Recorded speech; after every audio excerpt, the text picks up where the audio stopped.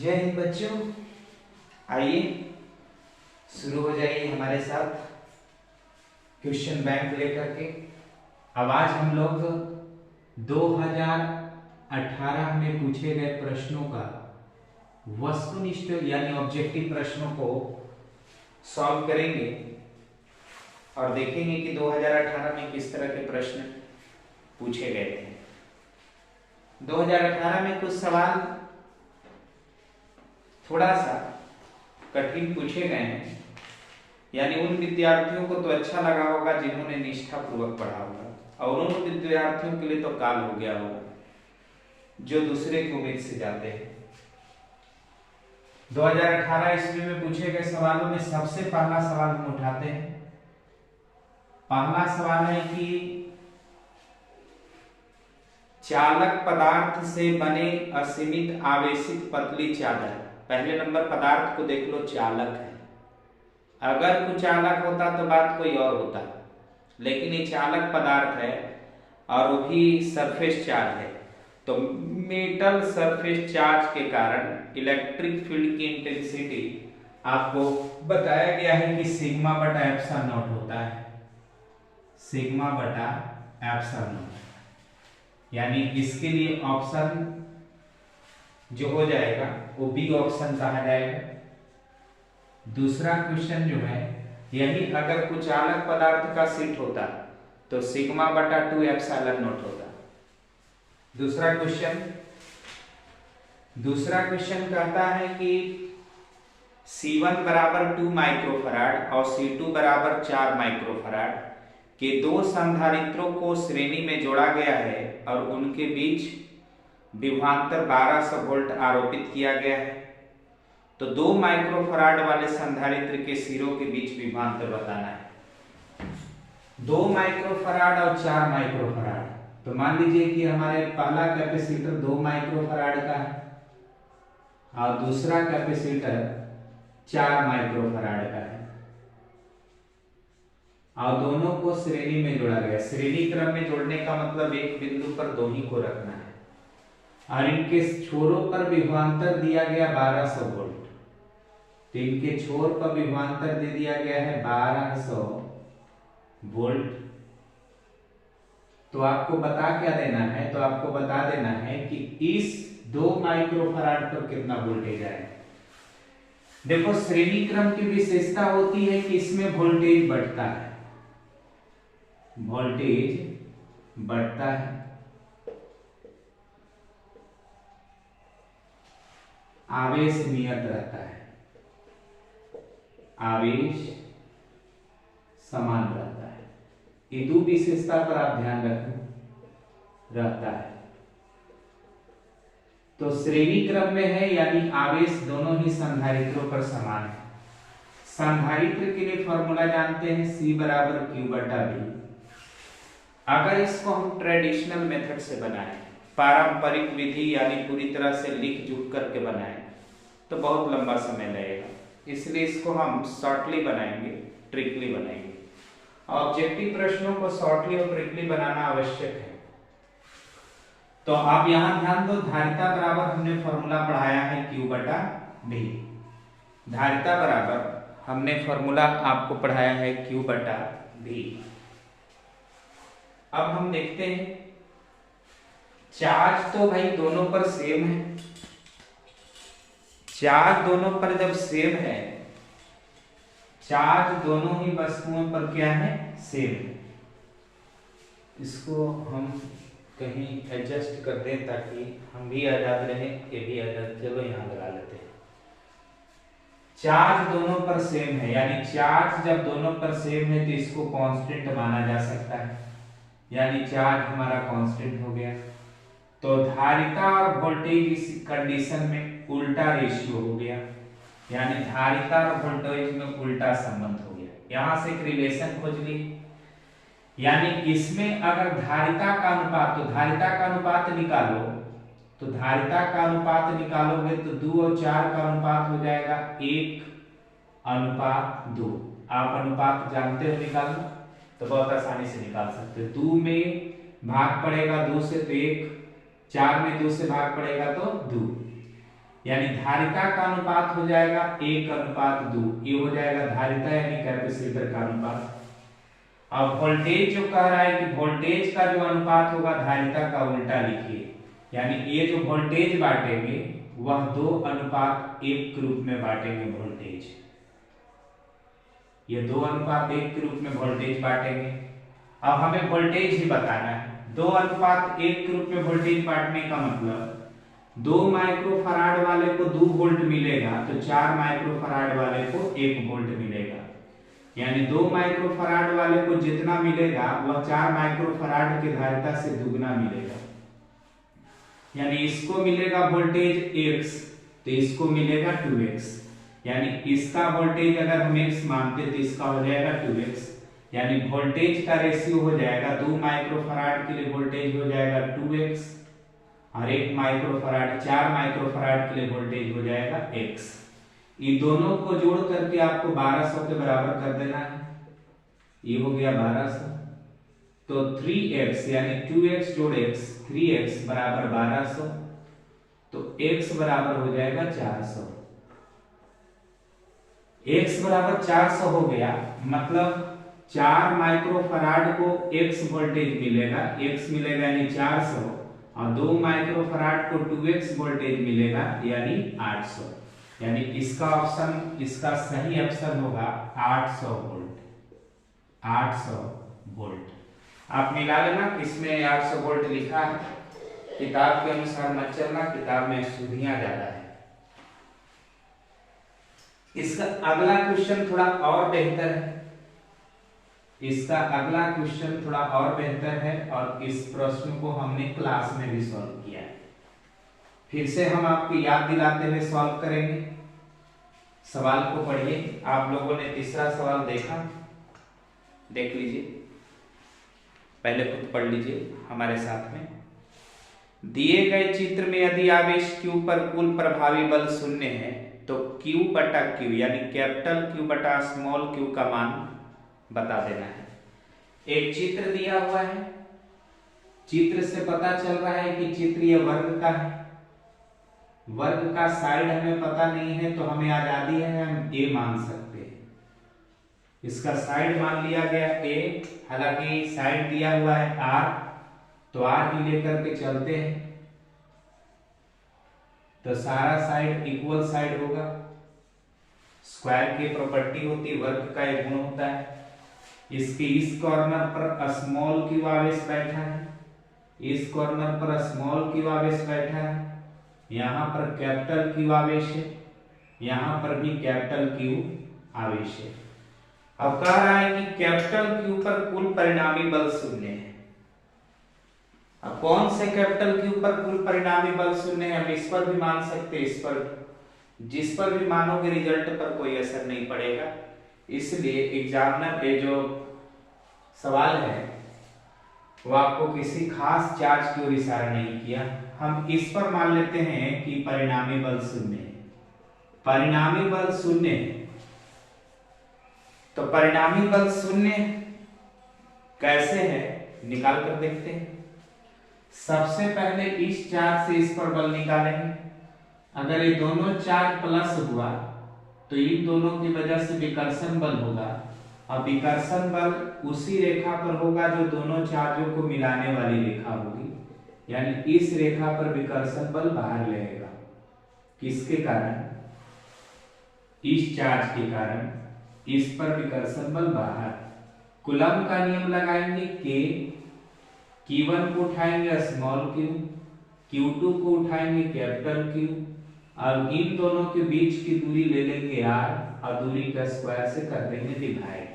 यानी Q और capital Q के बीच में हमारे पास एक फोर्स निकल कर आया K small q into capital Q बटा में r²।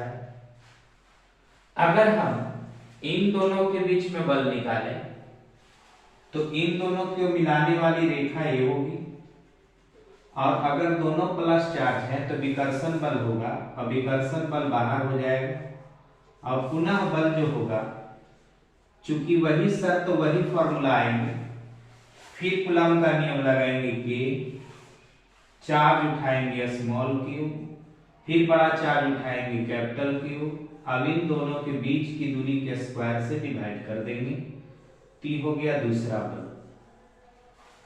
अगर हम देखें कि इन दोनों बल का अगर हम परिणामी खींचें तो इसका परिणामी इन दोनों की वजह से परिणामी कॉमन टेल से होकर गुजरेगा और विकर्ण की तरह इधर चला आएगा, ये हो जाएगा परिणामी। लेकिन ये पूरा परिणामी नहीं है, ध्यान देना, हमने दो चार्जों का परिणामी फोर्स निकाला है, अब इस चार्ज का परिणामी फोर्स भी निकालना बाकी है। तो हम दो दो वेक्टर से काम कर रहे हैं, तो दो का हमें परिणामी बल इधर चलेगा, यानी ई दोनों की वजह से एक रिजल्टेंट फोर्स इधर दिखेगा।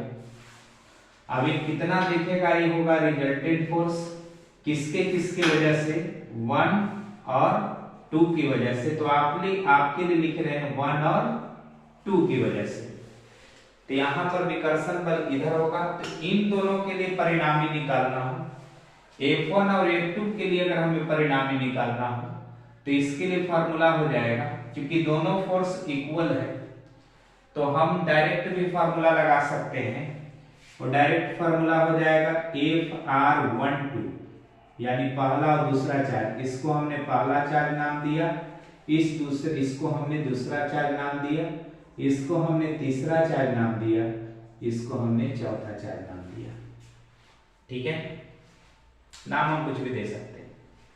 हम 1 और 2 के बीच अभी बल निकालें, 1 और 2 के कारण इस पर F नेट निकालें, तो इसके लिए फॉर्मूला हो जाएगा 2F, चाहे 1 रखो चाहे 2 रखो, हम 1 रखते हैं, 2F1 cos थीटा बाय 2।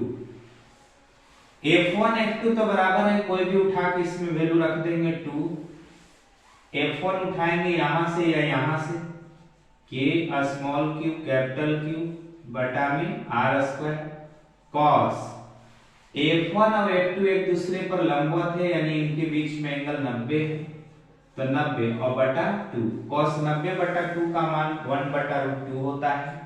तो इसके कारण इसका फोर्स हो जाएगा 2 के स्मॉल क्यू कैपिटल क्यू बटा में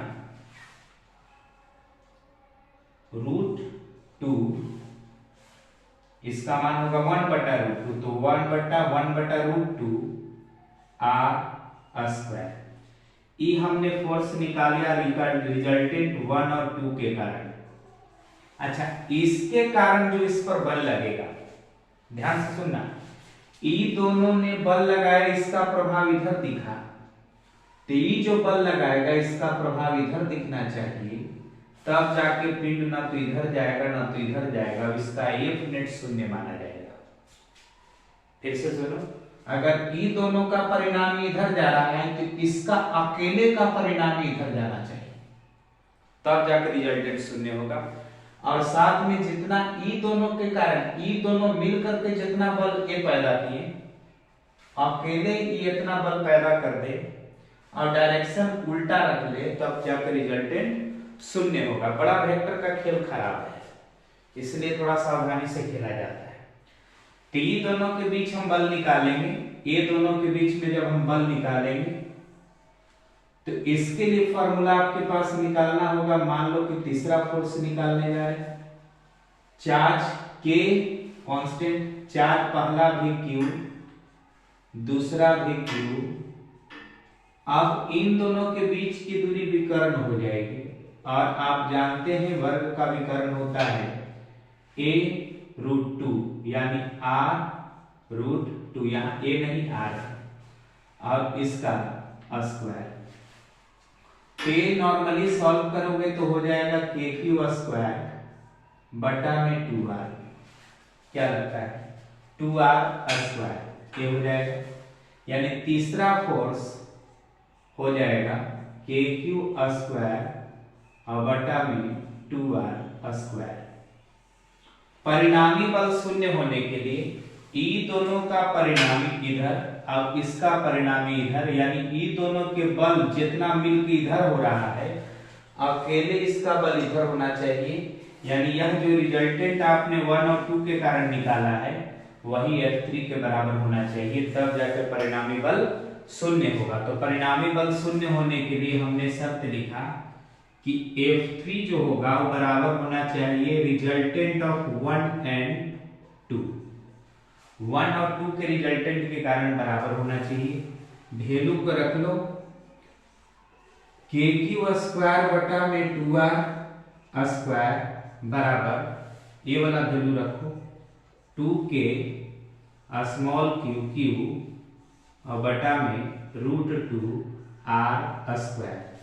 R स्क्वायर से R स्क्वायर कैंसिल होगा, पावर से कैपिटल Q कैंसिल होगा, K से K कैंसिल होगा, यहाँ केवल कैपिटल Q रह जाएगा और बटा में 2, यहाँ रह जाएगा 2Q बटा में √2।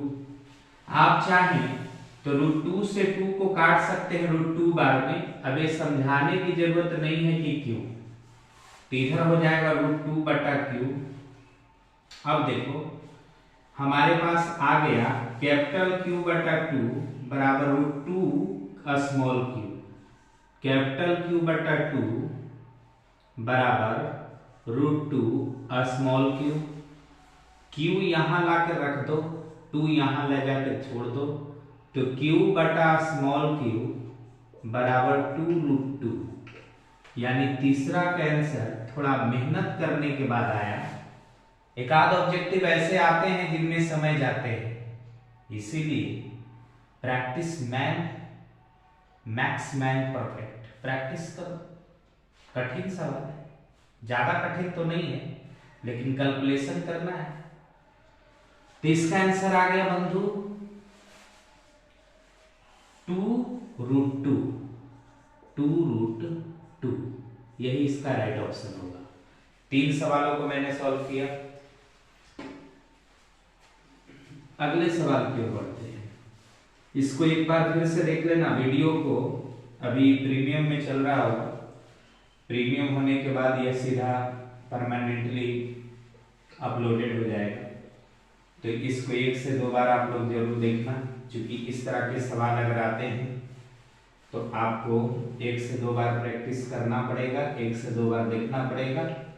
तब जब आपकी दिमाग तेज हो जाएगी तो इस तरह के सवाल आप सरलता से और कम समय में सॉल्व कर पाएंगे।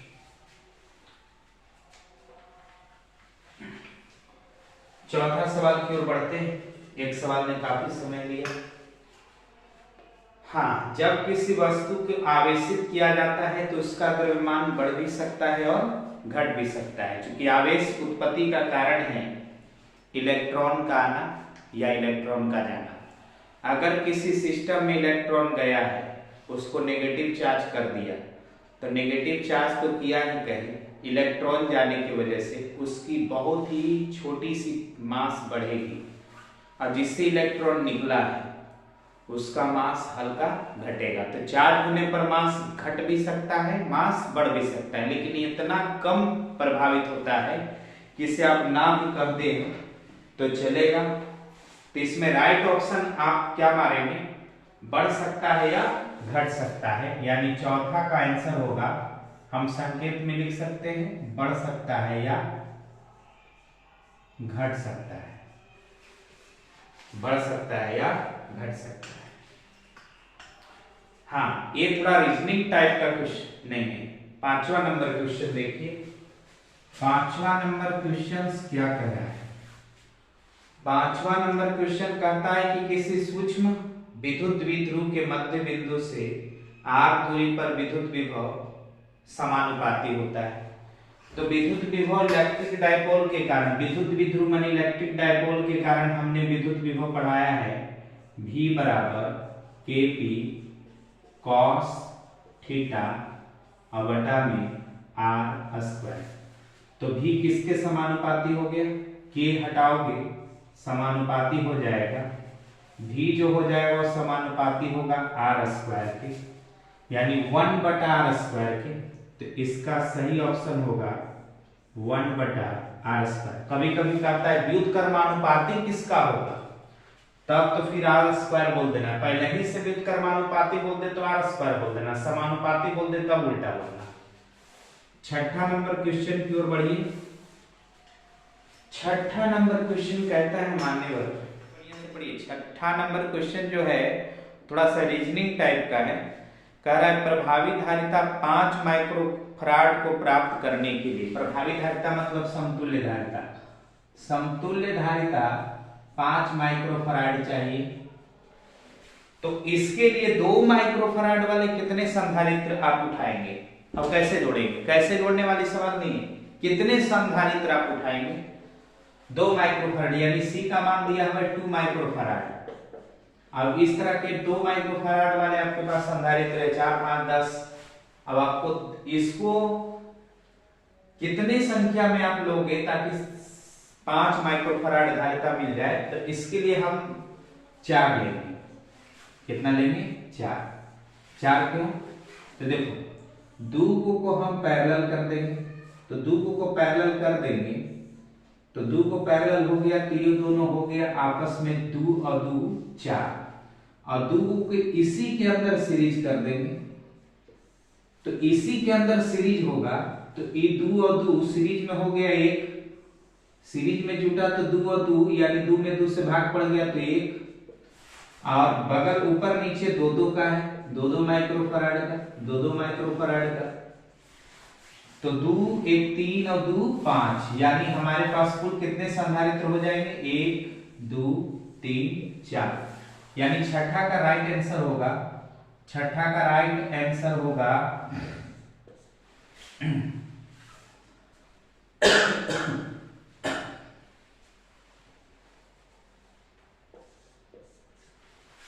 4।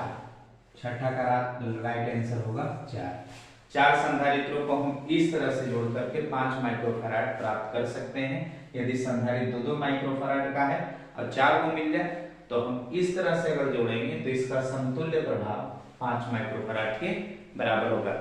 ताप बढ़ाने से, देखो ताप बढ़ाने से चालक का विशिष्ट प्रतिरोध और प्रतिरोध दोनों बढ़ता है, लेकिन सेमीकंडक्टर का विशेष प्रतिरोध घटता है। याद रखना, चालक बोले तो बढ़ेगा, ताप के साथ बढ़ेगा। कंडक्टर के लिए R का मान ताप के साथ बढ़ता है, रो का मान ताप के साथ बढ़ता है। चालक के लिए विशिष्ट प्रतिरोध का मान ताप बढ़ाने से बढ़ता है, अर्धचालकों के लिए विशिष्ट प्रतिरोध का मान ताप बढ़ाने से घटता है। ये बात आप जरूर याद रखिएगा। तो इसमें ताप बढ़ाने से, इसका सही आंसर होगा ताप बढ़ाने से, ताप बढ़ाने से। चूंकि क्वेश्चन कह रहा है 7वां में, किसी चालक का विशिष्ट प्रतिरोध बढ़ता है ताप बढ़ाने से, अनुप्रस्थ काट का क्षेत्रफल बढ़ाने से, लंबाई घटाने से। विशिष्ट प्रतिरोध को लंबाई से कोई लेना देना नहीं, अनुप्रस्थ क्षेत्रफल से कोई लेना देना नहीं है, अनुप्रस्थ काट से भी कोई लेना देना नहीं है। अब यही तार है, इस तार को हम कितना भी काट के टुकड़ा टुकड़ा कर दे इसका नेचर नहीं चेंज करेगा। विशिष्ट प्रतिरोध पदार्थ की प्रकृति पर निर्भर करता है, आकृति पर निर्भर नहीं करता है। क्लास में खूब डिटेल में बढ़ाया है तो आपको दिक्कत नहीं होना चाहिए। 8वां नंबर क्वेश्चन देखो बंधु, 8वां, किसी चालक के संवेग तथा आरोपित विद्युत क्षेत्र के बीच संबंध होगा। संवहन वेग, ड्रिफ्ट वेलोसिटी हमने पढ़ाया था। ड्रिफ्ट वेलोसिटी होता है E इंटू कैपिटल E और बटा में M और into tau, small e into capital E बटा में M और इंटू टाउ। आप बताओ यहाँ देख करके कि Vd जो है वह इलेक्ट्रिक फील्ड के सामने पाया गया, यानी Vd जो होगा वह इलेक्ट्रिक फील्ड के समानुपाती है। Vd डी लिखा ले, हम डी लिखते हैं ऐसे तो बच्चे लिखते तो ईयर, डी ऐसे लिखते हैं, थोड़ा हमारी आदत बुरी है इसलिए थोड़ा उतना हम ऊपर की ओर उठाते नहीं है। 9th नंबर क्वेश्चन की ओर बढ़िए। 9th नंबर क्वेश्चन की ओर ध्यान दीजिए और देखिए, एक आवेश Q विद्युतीय क्षेत्र तथा B चुंबकीय क्षेत्र में संयुक्त रूप से गतिमान है तो उस पर लगने वाला बल क्या होगा। देखो जब भी कोई चार्ज ऐसे क्षेत्र में चले जहां पर इलेक्ट्रिक फील्ड और मैग्नेटिक फील्ड दोनों हो तो उस पर लॉरेंट बल लगता है। और लॉरेंट बल का जो मान होता है एफएल का मान वो आपको पढ़ाया गया है Q इंटू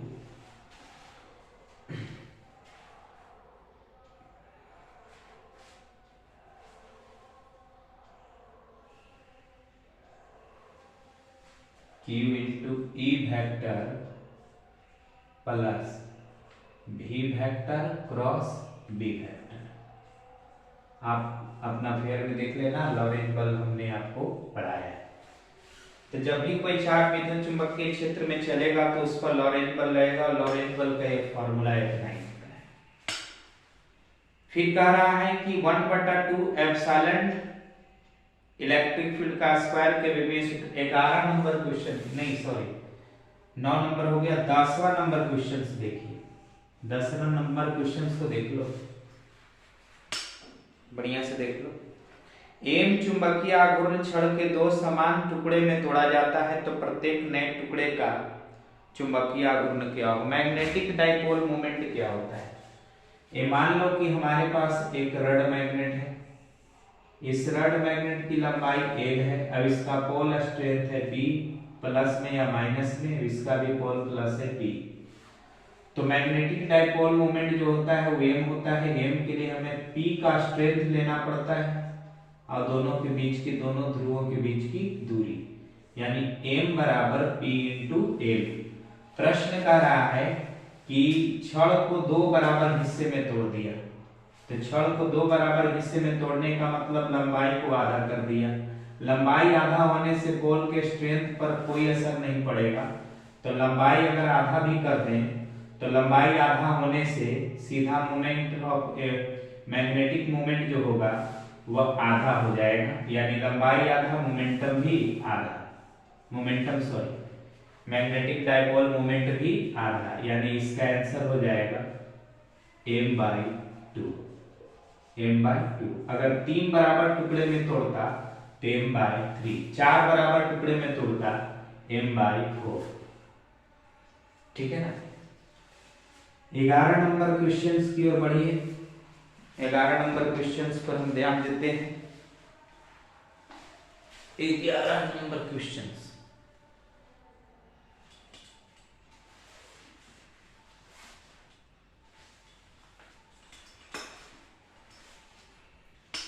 पढ़ लो।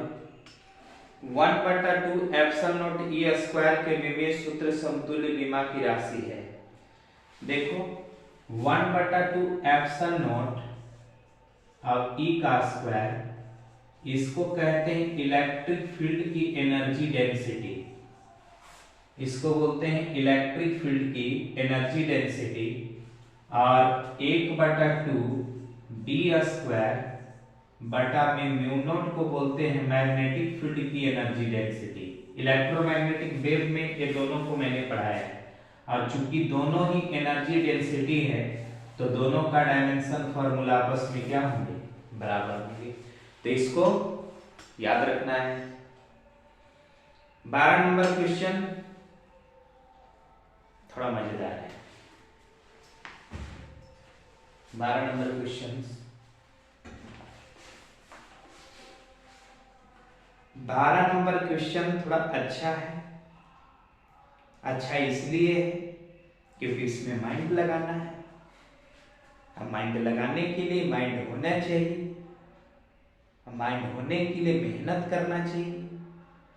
देखो, एक वृत्ताकार लूप की त्रिज्या r है। वृत्ताकार लूप माने तार एक वृत्त के रूप में मुड़ा हुआ है, और इसकी त्रिज्या कितनी है? r है। ऐसे वृत्त माना है, इसकी त्रिज्या r है। कह रहा है कि इसके केंद्र पर चुंबकीय क्षेत्र B है। यहां पर सेंटर है, सेंटर पर चुंबकीय क्षेत्र B है।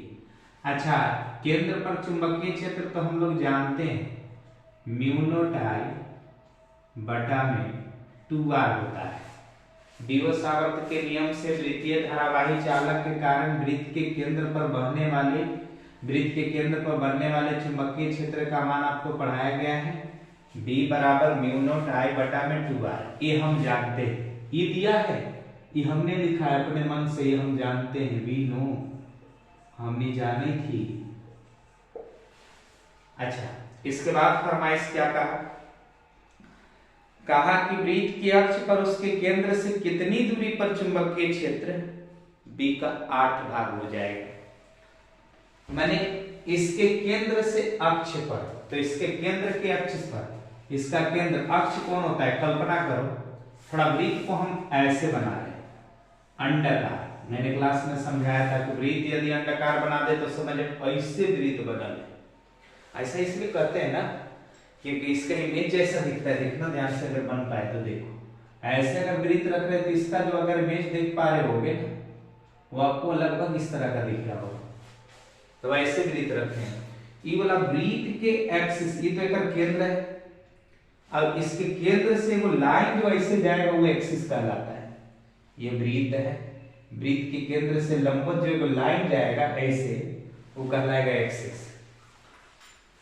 तो इसके केंद्र पर तो चुंबकीय क्षेत्र पता है, इस चित्र को हमने ऐसे बना दिया, इसके केंद्र पर चुंबकीय क्षेत्र पता है बी है। अब बी का मान हम जानते हैं कि अगर वृत्तीय धारावाही तार है और इससे I धारा फ्लो कर रही है तो इसके केंद्र पर चुंबकीय क्षेत्र इतना ही होता है, म्यू नॉट I बटा में 2R। इसके एक्सिस पर अगर मान लो x दूरी पर यहाँ पर कोई पॉइंट P है और इस पॉइंट को हम एक्सिस, इस यह पॉइंट किस पर है? एक्सिस पर है, तो यहां पर जो मैग्नेटिक फील्ड होगा वो B डैश हो जाएगा। और एक्सिस पर मैग्नेटिक फील्ड का फार्मूला आप लोग को शायद मैंने नहीं बताया है, इसके लिए हृदय से हम क्षमा चाहते हैं। कोई बात नहीं, हम अपना गलती सुधार लेते हैं। एक्सिस पर चुंबकीय क्षेत्र का मान होता है म्यू नॉट I, ध्यान से देखना, आई फार्मूला लिख भी लेना। केंद्र पर तो चुंबकीय क्षेत्र ही होता है, इसके केंद्र से लंबवत जाने वाला जो एक्सिस होगा, ऐसे वृत्त है, वृत्त के लंबवत जाने वाला जो एक्सिस होगा, वो एक्सिस पर जो मैग्नेटिक फील्ड होगा mu naught I R square बटा में 2 into A square, A square मत रखो, R square plus x square के पावर 3/2। शायद आप ना बढ़िया से देख पा रहे होंगे, हम भी लिख पढ़ाते हैं इनको, ऐसा जगह लिख देते हैं कि समझ में नहीं आता। d बराबर फिर से देखो, एक्सिस पर P पॉइंट पर, P पॉइंट पर यहाँ लिखेगा BP, P पॉइंट पर यहाँ केंद्र है तो O पॉइंट पर ऐसे लिखो, BC BC BC BC BC मैंने सेंटर पर, तो सेंटर पर magnetic field mu naught I बटा में 2R। अब एक्सिस पर मैग्नेटिक फील्ड, तो एक्सिस पर magnetic field mu naught I R square बटा में 2 into R square plus x square 3/2।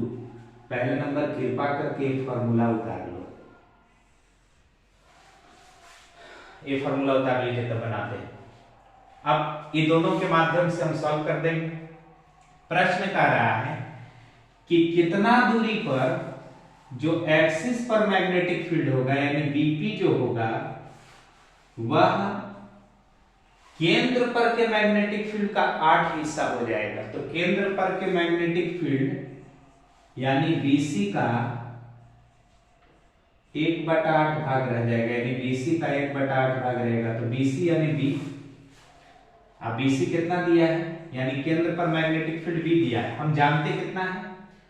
तो BC पर, फिर से सुनो, एक्सिस पर कितना दूरी के बाद इक्वेटर पर जो मैग्नेटिक फील्ड है उसका आधा हो जाएगा। प्रश्न पे लिखो, एकदम हिंदी में लिखो, थोड़ा समझो बढ़िया से। अक्ष पर का जो विभव है, अक्ष पर का जो मैग्नेटिक फील्ड इंटेंसिटी है वो BP है। प्रश्न कर रहा है कि सेंटर पर के जो मैग्नेटिक फील्ड है B, सेंटर पर BC हम मान रहे हैं, लेकिन किताब में क्या दे रहा है B, तो किताब के अनुसार चलेंगे। तो केंद्र पर मैग्नेटिक फील्ड B का कितना हो जाएगा, 8 हिस्सा। एक ये रिलेशन हमने लगा लिया। अब A वाला फॉर्मूला यहां रखेंगे, A वाला फॉर्मूला यहां रखेंगे और सॉल्व करेंगे, अपने आप x का मान आ जाएगा। देखो सॉल्व करते हैं। फॉर्मूला उतार लेना बंधु,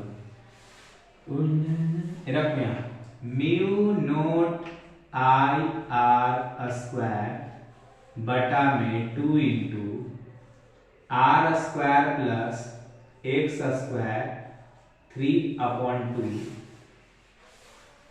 बराबर बी का मान ये वाला रखना होगा। देखो ए वाला मान रखोगे तो 8 से नीचे भाग देना है, तो क्यों ना 8 से 2 में गुना कर दे, नीचे वाला में गुना कर दे, तो सीधा हम लिख सकते हैं, एक लाइन बचा सकते हैं, म्यू नोट आई बटा में 16r। हाँ, अब इसको दम है तो सॉल्व करो। आई से आई कैंसिल, म्यू नोट से म्यू नोट कैंसिल। अब बताइए हमारे पास बचा कौन, तो हमारे पास इधर बचा 1 बटा में 16r, इधर बचा है कितना, ये वाला फोटो को हम साफ करेंगे। आप लोग जूम आप लोग पुश करके कहा करके कैसे उतारते हो, थोड़ा अपना माइंड लगाना, मोबाइल चलाने में आप लोग खूब एक्सपर्ट हो, थोड़ा दिमाग भी चलाना। सॉल्व करते इसको। यहां बच रही आर स्क्वायर, नीचे बचा कितना 2 R square plus X square. X जो है ना, यही केंद्र से उस बिंदु की दूरी है जो एक्सिस पर, इसी एक्स का मान हम निकालने जा रहे हैं, बराबर 1 बटा में 16r 16 स्क्वायर में नीचे।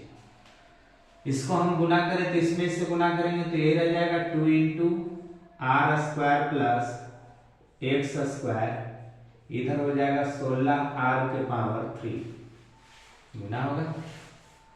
अच्छा अब देखो ई वाला से आप ई काट दोगे 8 बार में, तो R square plus X square, अब इसके ऊपर पावर भी 3/2 है, मिस कर रहा है, 3/2 पावर है, इसका पावर कितना है अभी 3/2। यहां पर देखो हो जाएगा 8r3। अब आगे देखिए, इसको हम डिलीट करते हैं। देखिए इसको हम चाहें तो ऐसे तोड़ सकते हैं, R square plus X square 1/2, इसको आप ऐसे तोड़ो 1/2, अब इसके पावर डाल दो 3 और यहां लिख दो 2r के पावर 3। तो इसका एक मजा आ जाएगा कि एक बॉक्स के ऊपर पावर r3 पाया गया, दूसरे बॉक्स के ऊपर भी पावर r3 पाया गया, यानी पावर का नेग्लेक्शन काटा नहीं जाता है, लेकिन आपके लिए हम काट दी, गलती कर दी मैंने, नेग्लेक्ट कर दो, दोनों बराबर है। अब बताइए यहां से R square plus X square, अब इसका पावर 1/2 बराबर 2r। अब हम क्या करें, x का मान निकालना है, तो इधर 1/2 है, उधर जाएगा तो स्क्वायर हो जाएगा, 1/2 का उलट जाएगा तो स्क्वायर हो जाएगा, तो हो जाएगा R square plus X square बराबर 4r स्क्वायर। ई वाला आप इधर ले जाके घटा दो तो एक्स स्क्वायर बराबर 3r स्क्वायर, तो आप x बराबर निकाल पाओगे, x बराबर रूट के अंदर 3r स्क्वायर, तो इसका आंसर हो जाएगा √3r। यानी कितना दूरी पर मैग्नेटिक फील्ड एक्सिस के ऊपर 1/8 हिस्सा हो जाएगा, तो √3r के डिस्टेंस पर। यानी क्वेश्चन तो अच्छा था, मजा आएगा सॉल्व करेंगे। बार हमको भी मजा आ रहा है, बहुत दिन बाद इस तरह के प्रॉब्लम से जब मिलते हैं हम लोग, खुशी होती है। यानी 12 नंबर का आंसर हो जाएगा भैया √3r, 12 नंबर क्वेश्चन। थोड़ा इस सॉल्यूशन को 1-2 बार देख लेना, कठिन है, कठिन इसलिए है कि तुम अपने आप को बेहतर बनाते, पढ़ते नहीं करते थे, पढ़ते तो क्लास में भी सवाल ऐसा ऐसा आप पूछते, क्लास में बच्चे सवाल नहीं पूछते हैं, टीचर क्या समझे, वो पढ़ाते चला जाता है, सवाल पूछते हैं आप लोग, तब हम लोग को लगता है कि चलो इन लोगों ने पढ़ना शुरू कर दिया है। सवाल नहीं पूछोगे, हम समझ रहे हैं कि तुम पढ़ नहीं रहे, क्लासेस में सवाल पूछा कीजिए, अब अगर आपको पूछने पर डांटा या पीटा जाता है, जिस संस्थान में पढ़ते हैं उससे पहले आप छोड़िए, जिंदगी और कैरियर के साथ कोई समझौता नहीं, पढ़े वहीं पर जहां कुछ नहीं किया जाता। 13वां नंबर क्वेश्चन, देखो खासा समय लग रहा है इसमें। 13 नंबर क्वेश्चन, चुंबकीय द्विध्रुव आघूर्ण एक सदिश राशि, हाँ हम जाने थे, जो निर्दिष्ट होती है, माने एक डायरेक्शन के न हुआ है। तो देखो चाहे चुंबकीय द्विध्रुव हो चाहे विद्युतीय द्विध्रुव हो, इसका डायरेक्शन माइनस से प्लस की ओर होता है। मतलब माइनस पोल मतलब दक्षिणी ध्रुव, प्लस पोल माने उत्तरी ध्रुव, यानी इसका डायरेक्शन हो जाएगा, मैग्नेटिक डाइपोल मोमेंट का डायरेक्शन होगा दक्षिणी ध्रुव से उत्तरी ध्रुव की ओर, दक्षिणी ध्रुव से उत्तर की ओर, दक्षिण से उत्तर, दक्षिण से उत्तर। इलेक्ट्रिक डाइपोल होता तो माइनस आवेश से धन आवेश की ओर। 14 नंबर क्वेश्चन देखिए, समय दे रहा हूं, देख लो। एक तार, वाह ये भी क्वेश्चन बड़ा मजा आएगा। एक तार जिसके चुंबकीय द्विध्रुव आघूर्ण m है तथा लंबाई l है। एक तार है, एक तार की लंबाई l है, अब इसका चुंबकीय द्विध्रुव आघूर्ण m है, मैग्नेटिक डाइपोल मोमेंट m है। अगर मान लो कि यहां पर पोल p है माइनस वाला, यहां पर पोल है प्लस p वाला, आप तार पे रड मैग्नेट मान लो, बार चुंबक मान लो, काम हो जाएगा। तो इसका पोल है p माइनस में, इसका पोल है p प्लस में, तो पोल के माइनस प्लस से हमें कुछ लेना देना नहीं। m का सीधा फॉर्मूला लेना, पोल का स्ट्रेंथ ले लेना, p ले लिया, सामर्थ्य में माइनस प्लस नहीं देखते हैं तो। अच्छा, अब इनके बीच की दूरी से गुना कर दो इंटू a, यानी यहां से m बराबर p इंटू l, तो यहां से आप p निकाल सकते हो m बटा l, यहां से p निकल गया। अब कह रहा है कि यही तरवा मोड़ के एक चाप जैसा बना दिया गया, तो पोलवा भी यहां ना देते, ये पोलवा यहां जाएगा। अब ये दोनों के बीच की दूरी कितना रह जाएगा, तो अगर यह r त्रिज्या वाले चाप में मुड़ा है तो इसका दूरी हो जाएगा r 2r, पोल हो जाएगा p, यहाँ माइनस में यहाँ प्लस में, ये दूरी होगा कितना r। यही तरह इसे मोड़ कैसे कर दिया है, तो मोड़ेगा तो पोलवा नजदीक आ जाएगा, पोलवा नजदीक आएगा तो अब moment of inertia magnetic dipole moment change करेगा। अब इसके लिए मैग्नेटिक डाइपोल मोमेंट अगर लिखना चाहे तो लिखेंगे m डैश बराबर p, अभी दोनों के बीच की दूरी r जोड़ r यानी 2r। अच्छा, p का मान आप निकाले हो, तो p का मान आप कितना निकाले हो, m बटा l अब इंटू 2r। l कहां से लाएं, l यही है, तार की लंबाई को l कहा गया, तो ये तार की लंबाई l कितना हो जाएगा, तो यह अर्धवृत्त का चाप है, अब अर्धवृत्त का चाप जो होता है वो होता है पाई r, यानी यह l की जगह बिहेव करेगा।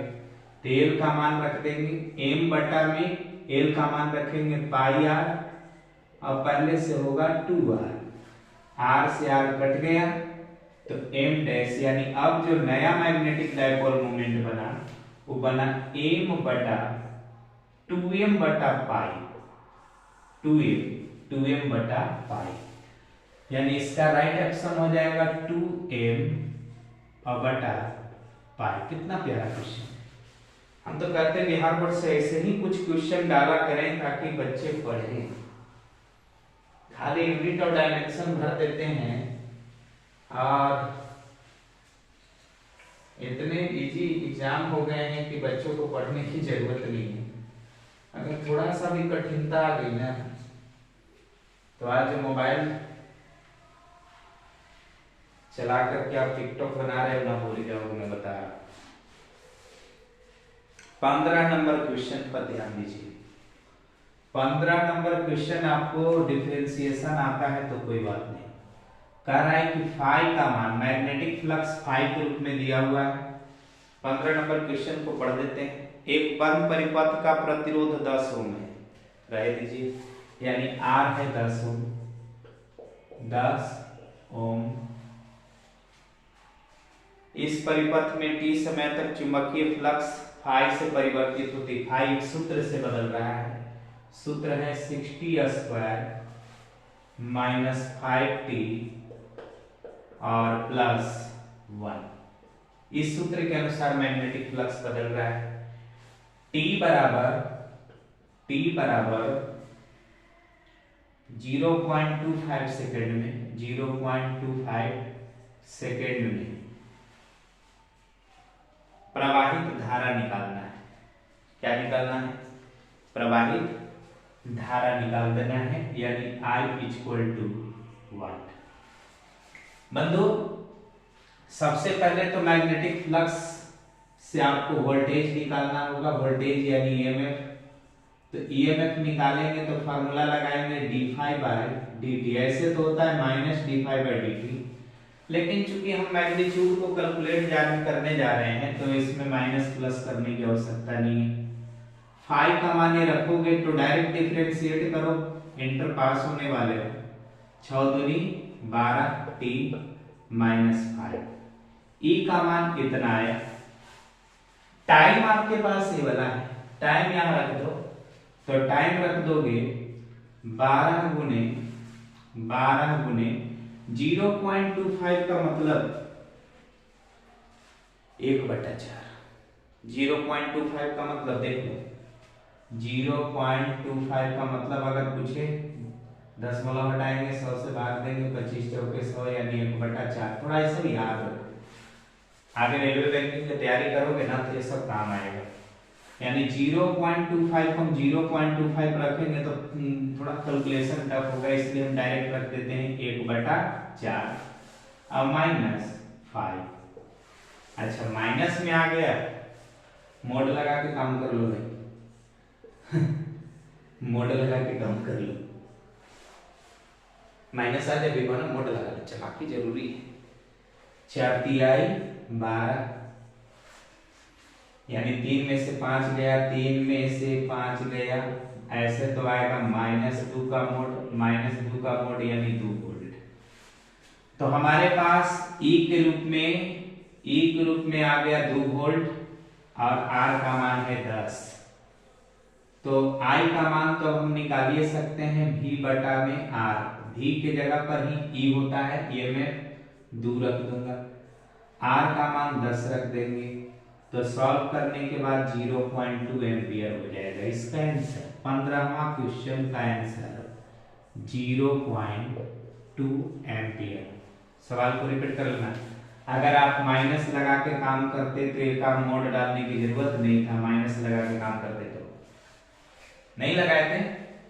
अब देखिए कि आंसर हमारा आ रहा है माइनस में, तुरंत मोड डाल करके खेल खत्म हो। माइनस में मोड डालने की जरूरत नहीं, ऑब्जेक्टिव प्रश्न में तो हम कैसे बना रहे थोड़ी ना पता चलेगा, हमारे मेथड हम जानेंगे, इसमें आपको कोई टेंशन नहीं है। 15 क्वेश्चन हमने सॉल्व किया।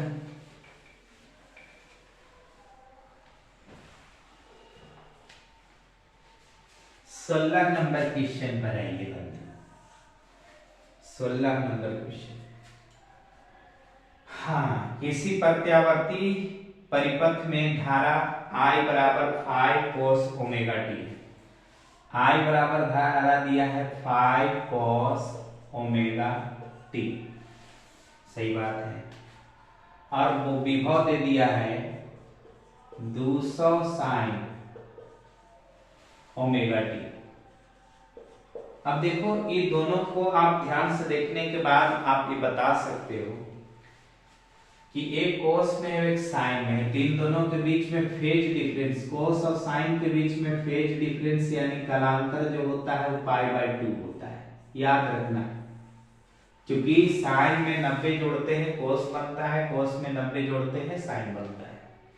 तो इन दोनों के बीच में एंगल है फाई, यानी इन दोनों के बीच में एंगल में अंतर अगर हमें पता नहीं चल रहा है तो डायरेक्ट याद रखेंगे कोस और साइन में सेम एंगल दिया हो तो मान लेना इनके बीच में कलांतर π/2 है। आप चाहे तो कोस को साइन बना सकते हैं कैसे, तो आप आई को ऐसे लिखिए, आई बराबर 5 cos ओमेगा टी प्लस π/2। तो कोस की जगह अब आप क्या लिख सकते हो, साइन। बताया।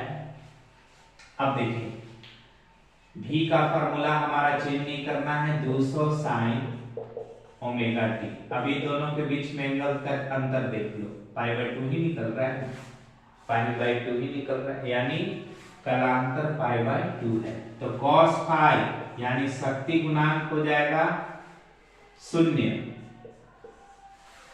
π/2 रखोगे तो शक्ति गुणांक हो जाएगा 0। अभी सोच रहे होंगे शक्ति गुणांक क्या है, तो ई एवरेज बराबर पढ़ाए थे ना, E RMS into I RMS into cos phi.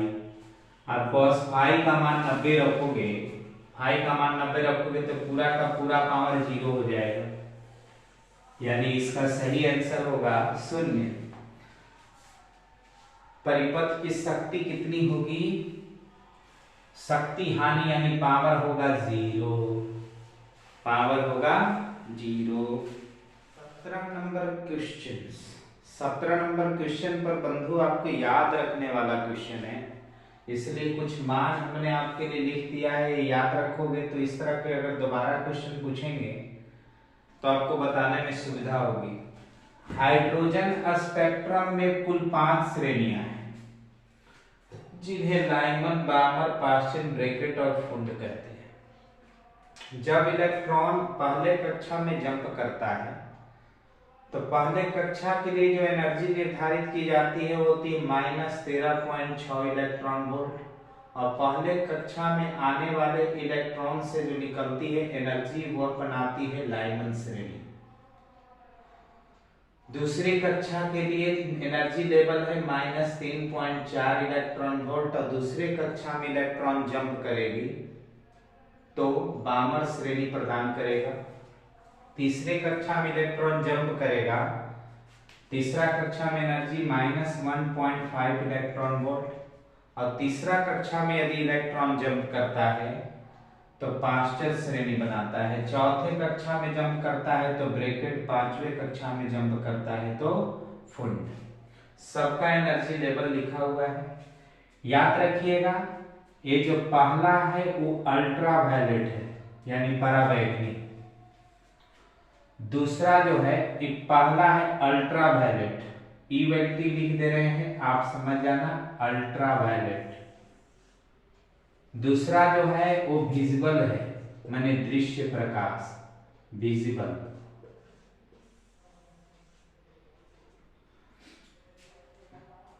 तीसरा, चौथा, पांचवा, ये तीनों के तीनों है इंफ्रारेड, INF लिखते रहे हैं, अवरक्त इसको कहते हैं, अवरक्त।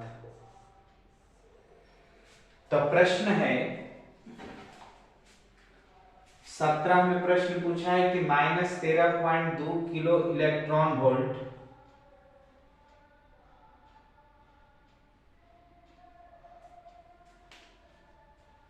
-13.2 किलो इलेक्ट्रॉन वोल्ट यह विकिरण क्षेत्र किससे संबंधित है। बाकी का तो एनर्जी लेवल है इलेक्ट्रॉन वोल्ट में, और एक का डाल दिया है किलो में यानी पराबैंगनी। किस विकिरण का क्षेत्र होगा, तो इसमें जो भी ऑप्शन दिए गए हैं वह ऑप्शन दृश्य प्रकाश है, दृश्य प्रकाश। और दृश्य प्रकाश का रेंज आपको पता है कि दृश्य प्रकाश जो होंगे वह -3.4 इलेक्ट्रॉन वोल्ट के एनर्जी के लेवल में होंगे। दूसरा ऑप्शन के रूप में है हमारे पास एक्स किरण। एक्स किरण की सारणी आपके पास नहीं है कि एक्स किरण में एनर्जी लेवल कितनी होती है। जो भी हमने सारणी दिया उसमें ये नहीं है। तीसरा देखो, तीसरा है परावैगनी। परावैगनी, तो परावैगनी में रेंज होना चाहिए, पैरावैगनी में रेंज होना चाहिए -13.6 इलेक्ट्रॉन वोल्ट के आसपास। तो पैरावैगनी भी नहीं है, क्योंकि देखो ए वाला नंबर देखो, अगर यह किलो इलेक्ट्रॉन वोल्ट होता और माइनस में होता तो पैरावैगनी मान देते, लेकिन ये किलो है प्लस में। डी ऑप्शन देखिए, डी ऑप्शन है अवरक्त। अवरक्त का कोई भी ग्रुप, अवरक्त के बहुत सारे ग्रुप हैं, अवरक्त में कोई भी आपको सारणी इससे मैच नहीं कर रही। अवरक्त के लिए आपके पास एनर्जी लेवल होना चाहिए -1.5 इलेक्ट्रॉन वोल्ट से 0.54 -0.54 इलेक्ट्रॉन वोल्ट के बीच। आप इस एनर्जी लेवल वाले में जो भी ऑप्शन दिए गए हैं वो भी ये तीन ऑप्शन को छोड़कर एक ऑप्शन आपके पास मिल रहा है, यानी इसका राइट ऑप्शन होगा एक्स किरण। यानी तीनों ऑप्शन जो आपके पास थे, ये तीनों ऑप्शन आपके सारणी में मैच नहीं किए, यानी इस एनर्जी लेवल के पास नहीं पाए गए। तो तीनों को हम काट देंगे, ये भी नहीं है, ये भी नहीं है, ये भी नहीं है, तो बच गया हमारे पास एक्स किरण।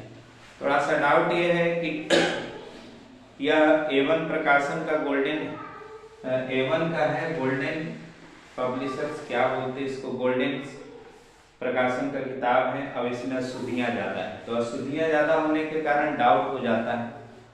डाउट ये है कि अगर इसने यह एनर्जी लेवल गलत दिया है तब तो भाई हमारे पास माइनस होना चाहिए और के नहीं होना चाहिए, माइनस होना चाहिए, के नहीं होना चाहिए। अगर ये होगा तो हमारा आंसर हो जाएगा पैरावैगनी। लेकिन यही एनर्जी लेवल दिया है कि इस एनर्जी लेवल में केवल एक्स किरण ही मिल सकता है, तो इस एनर्जी लेवल के अनुसार एक्स किरण ही सही है। एक्स किरण की एनर्जी इसी रूप में रहेगी, तो ये आपका आंसर हो जाएगा मंजूर।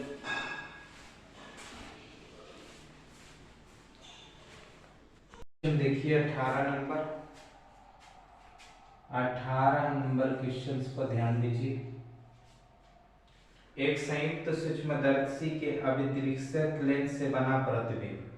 अभिदृश्यक लेंस वस्तु की ओर होता है, इसके द्वारा बना प्रतिबिंब वास्तविक होता है, उल्टा होता है और बड़ा होता है। तो वास्तविक, उल्टा और बड़ा, देखते हैं ऑप्शन में क्या क्या डाला है। वास्तविक व बड़ा, इसका आंसर हो जाएगा वास्तविक तथा बड़ा, यानी वह बड़ा तथा को वह भी करते हैं। हाँ, 19 नंबर क्वेश्चन पर ध्यान दो। 19 नंबर क्वेश्चन, एक उत्तल लेंस को ऐसे द्रव में डुबाया जाता है जिसका अपवर्तनांक लेंस के अपवर्तनांक के बराबर हो तो लेंस की फोकस दूरी, कई बार बताए हैं, इनफाइनाइट हो जाएगी। 20वां नंबर प्रश्न जो है वह क्रांति कोण से संबंधित है, और क्रांति कोण के बारे में आपको हम बहुत ही बार बताए हैं और बोले भी हैं कि क्रांति कोण एग्जाम के लिए बहुत मायने रखता है। क्रांति कोण से संबंधित सवाल आ गया है तो थोड़ा सा क्रांति कोण को रिवाइज करते हुए काम कर लेते हैं। क्रांति कोण बच्चों वह कोण होता है जो सघन माध्यम में बनता है, आपतन कोण के लिए बनता है। आपतन कोण के एक विशेष मान को ही क्रांति कोण कहते हैं, लेकिन इसके लिए शर्त है कि आपतन कोण के जिस विशेष मान पर अपवर्तन कोण 90 डिग्री हो जाए तो उसी आपतन कोण का मान क्रांति कोण रख दिया जाएगा। अब जैसे मान लो कि मेरे पास एक अपवर्तक सतह है, इसके ऊपर माध्यम है 2, अब इसके नीचे माध्यम है 1। प्रकाश की किरणें 1 माध्यम से 2 मीडियम में जा रही, ये वाला मीडियम हमारा विरल है, क्योंकि क्रांति कोण प्राप्त करने के लिए प्रकाश की किरणें सघन से विरल की ओर जानी चाहिए। शर्त भी पूछता है, पूर्णांतिक परावर्तन से संबंधित शर्त भी पूछता है, तो क्रांति कोण से के बाद भी उसका स्टडी होता है। सेकंड, मीडियम विरल है, फर्स्ट मीडियम सघन है, इतना मान लो। प्रकाश की किरणें सघन से विरल में जा रही है, यहां पर जा रही है, वेग v1 है v, माने पहले माध्यम में प्रकाश की किरण कितना वेग से चल रही है, v वेग से। प्रश्न के अनुसार हम लोग काम कर रहे हैं, प्रश्न में दिया है, प्रश्न आप पढ़ें, 20वां नंबर क्वेश्चन आप पढ़ें। इसके लिए यहां पर जो क्रांति कोण है, यानी यहां पर आईसी जो है, क्रांति कोण जो है, क्रिटिकल एंगल जो है आईसी, वह थीटा दिया हुआ है। अब इसके लिए यहां पर निश्चित रूप से अपवर्तन कोण 90 होना चाहिए। जब यहां पर अपवर्तन कोण 90 होगा, तब जाके यहां अपतन कोण को हम क्रांति कोण कहेंगे। प्रकाश की किरणें इस अपवर्तक सतह पर चलती भी नजर आएगी। आप लोग को पूरा डिटेल में पढ़ाइए। चलो देखो, इधर का अपवर्तनांक मान लो μ2, इधर का अपवर्तनांक मान लो μ1। अच्छा, पहले μ1 और μ2 की बात करते हैं। μ1 निकालना हो तो हवा, मैंने μ1 का मतलब पहले माध्यम का अपवर्तनांक, तो पहले माध्यम का अपवर्तनांक मतलब हवा या निर्वात में प्रकाश की चाल बटा में पहले माध्यम में प्रकाश की चाल। जैसे पानी का अपवर्तनांक पूछता है तो क्या लिखते हैं, हवा या निर्वात में पानी प्रकाश की चाल बटा पानी में प्रकाश की चाल। तो यहाँ μ1 हमें लिखना है, पहले माध्यम का अपवर्तनांक लिखना है। तो हवा या निर्वात में प्रकाश की चाल को हम C से दिखाते हैं, अब पहले माध्यम में प्रकाश की चाल लिखना होगा C1। तो यहाँ पर C1 या V1 नहीं दिया, यहाँ पर दिया है पहले माध्यम में प्रकाश की चाल, जो दिया है C1 न दे करके, यानी पहला माध्यम में प्रकाश की चाल C1 मान लेते हैं, दूसरे माध्यम में प्रकाश की चाल C2 मान लेते हैं। C2 हमको निकालना है। चलो, तो C1 की जगह हम V रख देंगे। प्रश्न में कहा है C बटा में V, यानी पहले माध्यम में प्रकाश की चाल जो है वो V है, दूसरे माध्यम में प्रकाश की चाल आपको निकालना है, तो μ2 जो हम मान लेंगे, हवा निर्वात में चाल बटा में C2। अच्छा, C2 को हम V2 कह सकते हैं, यानी C2 कहा है, हम कहते हैं C2, और प्रश्न में कहा है V2, तो C2 V2 कुछ भी कर सकते हैं। चलिए, ये वाला तो आप रख लीजिएगा। स्नेल का नियम लगाइए, जिधर का एंगल लीजिए उधर का अपवर्तनांक देखिए। तो इधर का हम अपवर्तनांक μ1 देख रहे हैं, यहाँ के एंगल थीटा देख रहे हैं। ऐसी तो देखिए रहे, लेकिन इसके जवाब में थीटा है, तो μ1 sin थीटा बराबर, इधर का अपवर्तनांक है μ2 और sin 90, sin 90। μ1 sin, μ1 के जगह पर आप कितना लिख सकते हो, तो रखो यहाँ पर μ1 के जगह पर रख सकते हो C बटा V, यहाँ लिख सकते हो sin थीटा।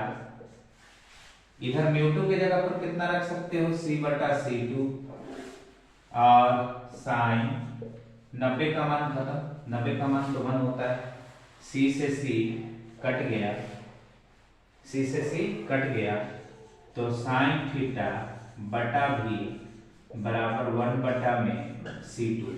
तो C2 बराबर कितना हो गया, C2 बराबर, यानी दूसरे मीडियम में प्रकाश की चाल कितना हो गया, V बटा में sin थीटा। दूसरे माध्यम में प्रकाश की चाल हो गया V बटा में sin थीटा। दूसरे माध्यम में पूछ रहा था, तो इसका 20वां का राइट ऑप्शन हो जाएगा V बटा में sin थीटा, V बटा में। 20वां नंबर क्वेश्चन देखिए, इसमें कह रहा है कि एक सूक्ष्मदर्शी को 1 इंच की दूरी पर अवस्थित वस्तु के लिए उपयोग किया जाता है, यानी वस्तु की दूरी U का मान 1 इंच, इंच को ऐसे डबल लाइन लिख देते तो इंच है, U का मान 1 इंच, लेकिन वस्तु की दूरी 1 इंच दिया है, INCH लिख देते हैं, आपको दिक्कत हो रहा है तो। इंच में भी लंबाई होती है, डरने की बात नहीं है, एक इंच लंबाई होती है। 1 मीटर देता तो खूब बढ़िया, 1 सेंटीमीटर देता तो और बढ़िया, 1 इंच दे दिया तो आपको डरने की बात नहीं। U का मान -1 इंच, U का मान -1 इंच, M का मान दिया है 5, अच्छा, m का मान लेंस के लिए आप जानते हो कि m का मान होता है v बटा u बराबर m का मान यहां पर 5 रख दो, u का मान रख दो -1 बराबर 5, तो v बराबर हो जाएगा -5, यानी आपके पास u का मान आ गया 1, v का मान आ गया -5, तो f का मान निकाल दो 1 बटा v -1 बटा u इक्वल टू 1 बटा f। फोकस पूछा है, सम सिंपल न्यूमेरिकल है। 1 बटा v -5, v का मान -5 रख दिया, -1 बटा u का मान -1 रख दिया बराबर 1 बटा f। इसको आप सॉल्व करो तो 1 बटा -5 प्लस 1 बटा 1 बराबर 1 बटा f। इसको सॉल्व करोगे तो निश्चित रूप से इसका जो सॉल्यूशन आएगा वो -1 बटा 5, यानी 1 में से 1 बटा 5 घटा दो, नहीं यार इसको बदल 1 बटा f। इसको आप सॉल्व करोगे तो 4 बटा 5 आएगा बराबर 1 बटा f। तो f बराबर कितना 5 बटा 4, 5 बटा 4 मतलब 1.25। u का मान दिया था 1 इंच, 1 इंच की कोई वस्तु देखना चाहता है, 1 इंच की दूरी पर कोई वस्तु उसको देखना चाहता है।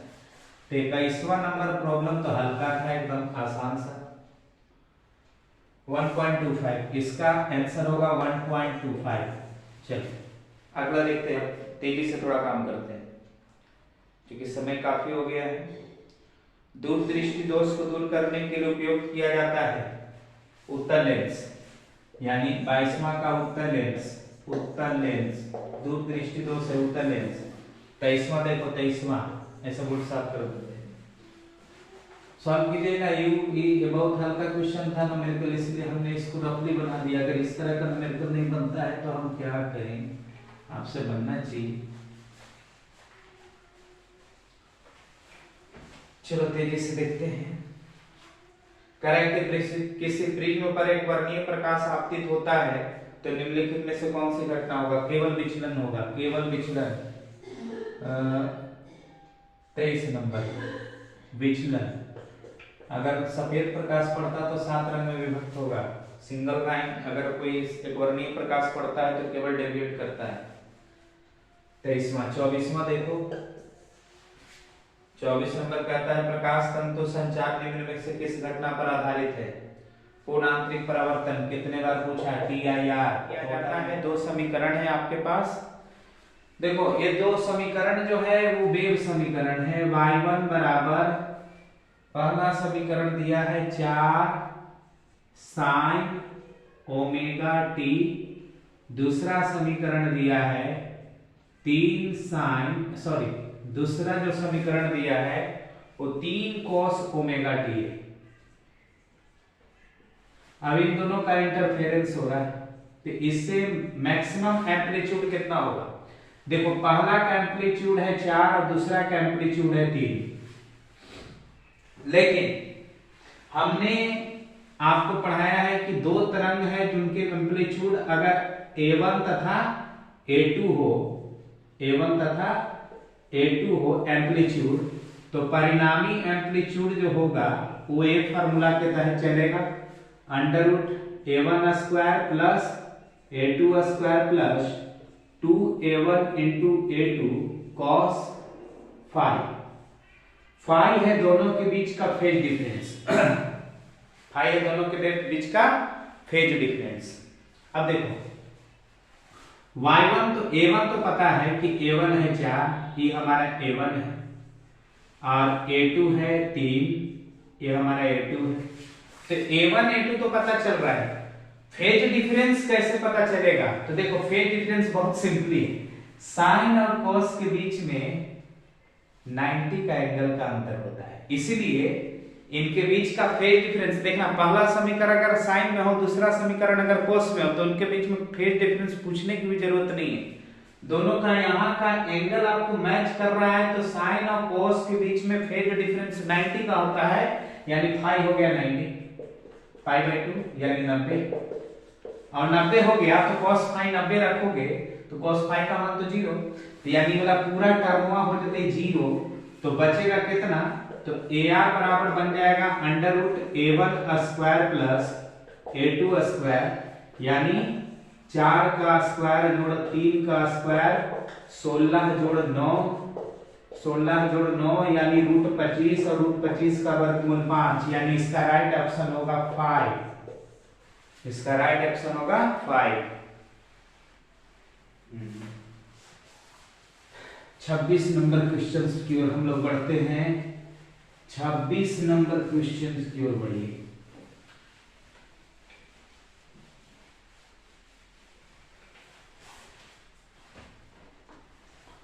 छब्बीस नंबर क्वेश्चन है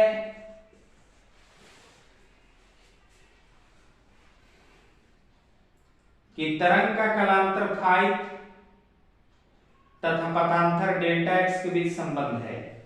तो हमने आपको पथांतर तथा कलांतर में संबंध पढ़ाया है डेल्टा पी, ऐसे पढ़ाया आप लोगों को संबंध फाई बराबर 2 pi by lambda into delta P. एक कलांतर पथांतर में संबंध होता है। इसमें जितने भी ऑप्शन है उस ऑप्शन में फाई के रूप में आंसर तैयार है, तो हम क्या करेंगे, पथांतर निकालेंगे फाई के रूप में, तो कितना हो जाएगा, फाई में लैम्डा से गुना होगा और 2 पाई से डिवाइड हो जाएगा, यानी पथांतर और कलांतर में ये वाला संबंध होगा लैम्डा इनटू फाई बटा में 2 पाई, लैम्डा इनटू फाई बटा में 2 पाई, यानी इसके लिए आंसर होगा लैम्डा बटा में 2 पाई अब इनटू पाई। 26 नंबर क्वेश्चन। 27 नंबर क्वेश्चन देखो, ये अस्मनिक शक्ति पर आधारित है, जीएस टाइप का क्वेश्चन है। मानव नेत्र की विभेदन क्षमता मिनट में कितनी होती है? मिनट में मानव नेत्र की विभेदन क्षमता कितनी है? विभेदन क्षमता भैया 1 मिनट होता है, लगभग 1 मिनट। जीएस टाइप का क्वेश्चन है, एकरा में हम क्या कर सकते हैं, किसी अन्य द्रव्यमान तथा क्यू आवेश के कारण v वेग से त्वरित किसी कण का डी ब्रॉगली वेवलेंथ बताना है। डी ब्रॉगली वेवलेंथ आपको खूब पढ़ाया गया है। लैम्डा का फॉर्मूला h बटा में रूट के अंदर 2qm_v। हो सकता है कि हमने यहाँ इलेक्ट्रॉन वाला चार्ज लिया हो, तो इलेक्ट्रॉन की जगह पर आपको पढ़ाएगा 2 इलेक्ट्रॉन मास इनटू v, यानी ये वाला ऑप्शन सही होगा। इसमें तो कुछ नहीं करना, आपको याद है डी ब्रॉगली वेवलेंथ का सूत्र, तो डायरेक्ट बता सकते हो h बटा में रूट 2qm_v। 28 क्वेश्चन।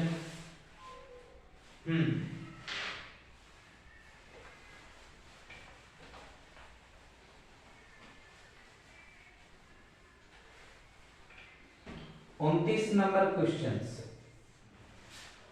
29 नंबर क्वेश्चंस को ध्यान से पढ़िए। 10 के पावर 14 हर्ट्ज की आवृत्ति है, यानी फ्रीक्वेंसी दिया हुआ है 10 के पावर 14 हर्ट्ज। फ्रीक्वेंसी को वेव ऑप्टिक्स की दुनिया में न्यू से दिखाते हैं या एक से भी दिखा सकते हैं, कोई बड़ी बात नहीं।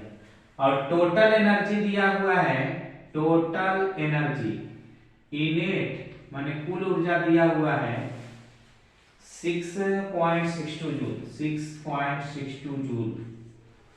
आपको फोटोनों की संख्या बता देना है, फोटोनों की संख्या बता देना है, फोटोनों की संख्या यानी नंबर ऑफ फोटोन बता देना है कि कितने होंगे। देखो एक फोटोन की एनर्जी कितनी होती है, तो एक फोटोन की एनर्जी आपको लिखना है तो EPH बराबर h इंटू न्यू। h का मान जानते हैं 6.62 गुने 10 के पावर माइनस 34 और न्यू दिया हुआ है आपको 10 के पावर 14। इसको आप सॉल्व करेंगे तो 6.62 गुने 10 के पावर माइनस 20 हो जाएगा, यानी एक फोटोन की एनर्जी इतनी होती है, एक फोटोन की एनर्जी इतनी होगी। अगर इतनी फ्रीक्वेंसी वाली कोई लाइट है तो इतनी फ्रीक्वेंसी वाली लाइट में प्रत्येक फोटोन की एनर्जी इतनी होगी।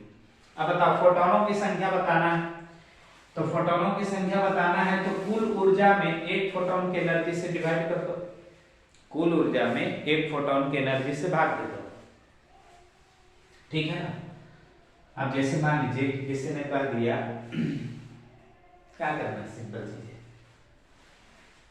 कुल ऊर्जा में एक फोटोन की एनर्जी से भाग दे तो कुल एनर्जी कितनी है 6.62, तो 6.62 में एक फोटोन की एनर्जी से भाग दे दीजिए 6.62 गुने 10 के पावर -20 से भाग दो, काट दो तो ये नीचे वाला ऊपर चला जाएगा, यानी 10 के पावर 20 फोटोन होंगे, यानी इसका आंसर होगा 10 के पावर 20 फोटोन। बहुत सिंपल। अब सिंपल क्वेश्चन है। अगला क्वेश्चन देख लो। आप चाहें तो फोटोनों का संख्या निकालने के लिए फार्मूला भी लिख सकते हैं। फार्मूला हम आपके लिए क्या लिखे, फार्मूला नहीं है लेकिन हम आपके लिए फार्मूला बना के दे देता। नंबर ऑफ फोटोन बताना है ना, नंबर ऑफ फोटोन, तो टोटल एनर्जी जूल में रखना, एनर्जी किस में रखना, जूल में, बटा में ई फोटोन माने एक फोटोन की ऊर्जा। ये वाला फार्मूला आप लोग याद रखोगे, आराम से बना लेना। हालांकि फार्मूला नहीं है, माइंड डेवलप फार्मूला है।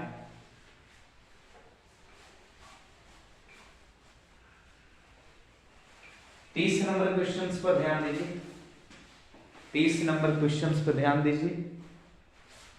देख रहे हैं सभी, हाइड्रोजन परमाणु में इलेक्ट्रॉन का न्यूनतम कोणीय संवेग, कोणीय संवेग को एमवीआर कहते हैं, और कोणीय संवेग जो होता है वो NH/2π के बराबर होता है। तो न्यूनतम कोणीय संवेग के लिए n का मान कम से कम 1 होगा, तो n का मान 1 करोगे, 1 से कम हम कर नहीं सकते हैं, तो n का मान सबसे कम 1, यानी न्यूनतम कोणीय संवेग हो जाएगा h/2π।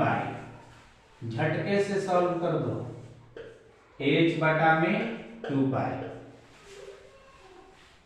31 नंबर क्वेश्चन की ओर बढ़िए। 31 नंबर क्वेश्चन, किसी नमूना का परमाणु क्रमांक Z है और द्रव्यमान A है, तो इसके परमाणु में न्यूट्रॉनों की संख्या कितनी होगी। द्रव्यमान में से परमाणु संख्या घटाने पर न्यूट्रॉनों की संख्या मिलती है, बताया हुआ है।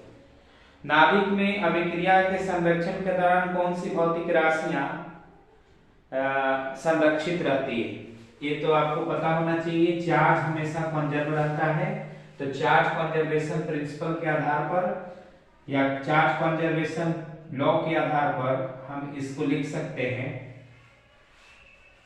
कुल आवेश। कुछ लोग प्रिंसिपल कहते हैं, कुछ लोग नियम कहते हैं, जो मैंने कहो लेकिन नियम करना चाहिए। 34 नंबर क्वेश्चंस पर ध्यान दीजिए। एक अर्धचालक को T1 से ताप से T2 ताप तक ठंडा किया जाता है, तो इसका प्रतिरोध देखो, अर्धचालक को गर्म करोगे प्रतिरोध घटेगा, तो अर्धचालक को ठंडा करोगे प्रतिरोध बढ़ेगा। चालक के साथ ऐसा नहीं होता है। 35 नंबर क्वेश्चन कहता है अल्फा बीटा पैरामीटर पर है, जिसको हमने ट्रांजिस्टर में पढ़ा था। अल्फा बीटा में क्या संबंध है, देखो बीटा का मान जो होता है वो 1 से बड़ा होता है, और अल्फा का जो मान होता है वो 1 से छोटा होता है, बताया हुआ है, यानी बी ऑप्शन। अल्फा का मान 1 से छोटा, बीटा का मान 1 से बड़ा। इस बात को याद रखिएगा। कॉमन इमीटर मोड में बीटा को डिफाइन करना है, कॉमन बेस मोड में अल्फा को डिफाइन करना है। इसी के साथ ही 2018 में पूछे हुए सारे प्रश्नों को मैंने ऑब्जेक्टिव को सॉल्व किया है। आपको किसी भी प्रकार की कोई त्रुटि अभी भी लगती है तो आप हमें